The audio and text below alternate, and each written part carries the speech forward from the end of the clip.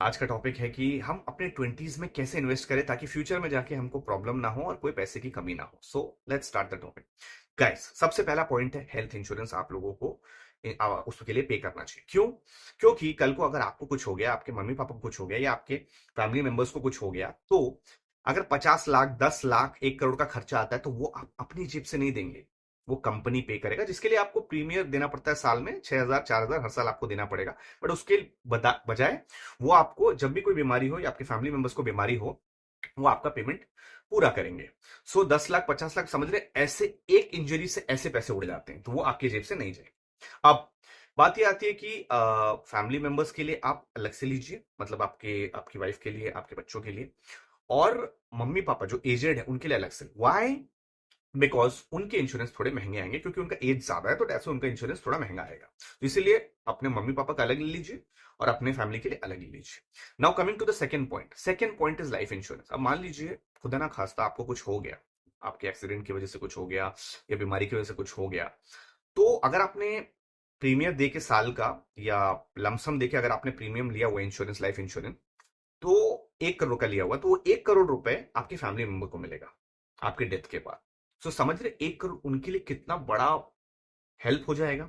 अगर आप उससे भी बड़ा पैकेज लेते 1.5 करोड़ का, तो वो 1.5 करोड़ मिलेगा, और उसके लिए आपको मंथली कुछ देना पड़ता है। पर ये 1 करोड़ आदमी एक नॉर्मल नहीं कमा पाता, जिंदगी निकल जाती है। पर आप एक लाइफ इंश्योरेंस लेके अगर कुछ हो गया तो आप फैमिली मेंबर्स को 1 करोड़ मिल जाएगा। सो दिट्स अ बिग थिंग। अब देखिए, इन्वेस्ट कितना करें। अब इसमें पॉइंट आता है कि इन्वेस्ट कितना करें। इन्वेस्ट में मैं ये कहूंगा कि आप अपना जो वांट्स और नीड्स है उसमें अराउंड 70-80% डाल दीजिए, रिमेनिंग 20% आपका इन्वेस्टमेंट में होना चाहिए। ठीक है? अब जो 60%, सॉरी 80% जो है उसमें वांट्स और नीड्स होता है, दैट यू कैन डिवाइड 50-50। मतलब मान लीजिए 60-80 है तो 40-40 आपने वांट्स और नीड्स डाल दिया, या 30-40, सॉरी 30-50, ऐसे आप डिवाइड कर सकते हो ऊपर नीचे। But investment is the must, 20% आपको उसमें डालना ही डालना। अब अगर आपका इंक्रीमेंट होता है हर साल, सो आप अपने वांट्स और नीड्स को मत बढ़ाइए, सीधा जो आपका इन्वेस्टमेंट 20% है उसको बढ़ाइए। तो जो पेमेंट आपका इंक्रीज हुआ वो आप इन्वेस्टमेंट में डालिए। सो बेसिकली यही है कि 20%, इन शॉर्ट में अगर कहूं 20 to 25% या 20% you can put in investment, and that's a compulsion. जरूरी है क्योंकि आपको मल्टीप्लाई करना है। अब इसमें बात करते हैं, एसआईपी का भी आता है। एसआईपी मैंने लिखा ताकि ताकि मैं भूलूं नहीं। अब एसआईपी में क्या आता है, देखिए इसमें भी आप डिवाइड कर सकते हैं। 10% आप गोल्ड में डाल सकते हैं। अब गोल्ड में आपको सोना नहीं खरीदना है, आपको गोल्ड बॉन्ड्स में डालना है। ठीक है? सेकेंड पॉइंट, आपको 70% इक्विटीज में डालना है। इक्विटीज में क्या आएगा, 40% आप इंडेक्स म्यूचुअल फंड में डाल सकते हैं, एंड 30% आप स्मॉल केस में डाल सकते हैं, वो जो है वो है वैल्यू एंड मोमेंटम। ठीक है? तो ये हो गया 40-30 मिला के 70% इक्विटीज में, और रिमेनिंग जो 20% है वो क्रिप्टो में डाल सकते हैं। क्रिप्टो में I would suggest only 3 coin, वैसे तो है बहुत। वो है बिटकॉइन, इथीरियम एंड सोलाना। ये तीन में ही आप डालेंगे। ठीक है? अब इसमें कुछ पॉइंट्स आते हैं कि कंपाउंडिंग। इन्वेस्टमेंट में आपको ये जानना सबसे ज्यादा इंपॉर्टेंट है कि कंपाउंडिंग क्या होता है। कंपाउंडिंग को कहा जाता है आठवां अजूबा। वाई?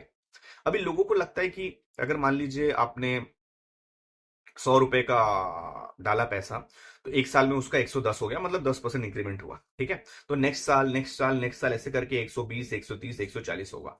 बट नहीं, ऐसा इंक्रीज बिल्कुल नहीं होता। हर महीने 1000, आप हर महीने हजार आप डाल रहे हैं इसमें, क्या बोलते हैं, कंपाउंडिंग के लिए। ठीक है? और आपको रिटर्न मिल रहा है 12%। लेट्स अज्यूम 12% आपको रिटर्न मिल रहा है।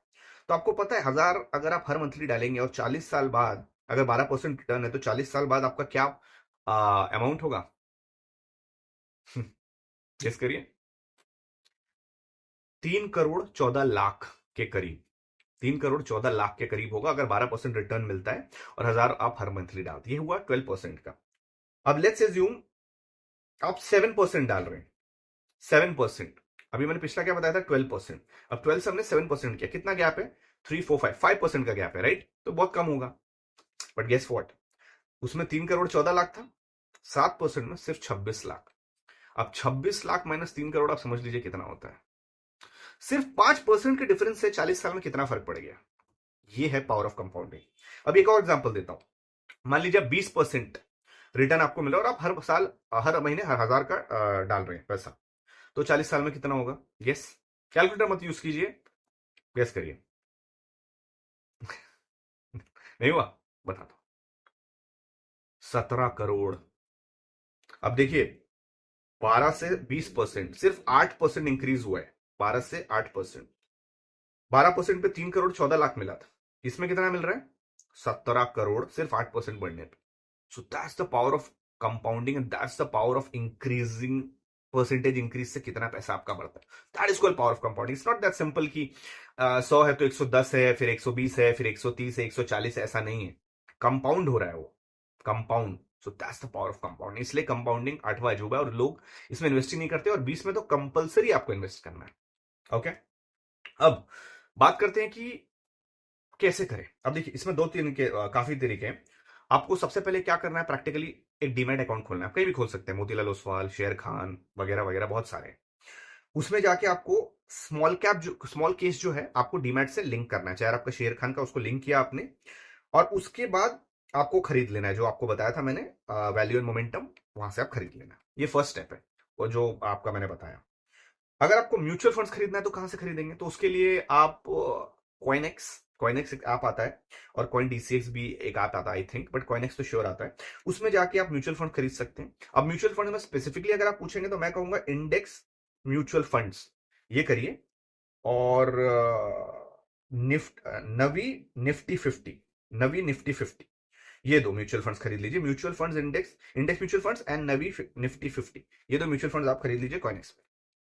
अब बात है क्रिप्टो की, तो क्रिप्टो पे भी बहुत सारे ऐप्स है। बिटगेट जो मैं पर्सनली यूज करता हूँ, ऐसे बहुत सारे ऐप्स हैं। आप वजीर भी आई थिंक एक ऐप है, वो भी यूज कर सकते हैं।